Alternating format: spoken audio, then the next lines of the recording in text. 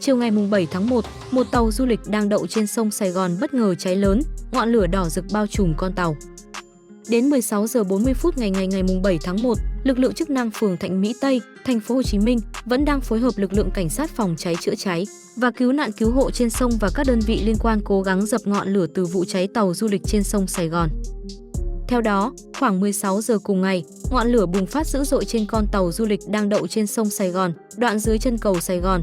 Người dân xung quanh hô hoán. Lực lượng chữa cháy sau đó nhanh chóng có mặt, phun nước vào bên trong. Con tàu này chuyên chở khách du ngoạn trên sông Sài Gòn vào buổi tối.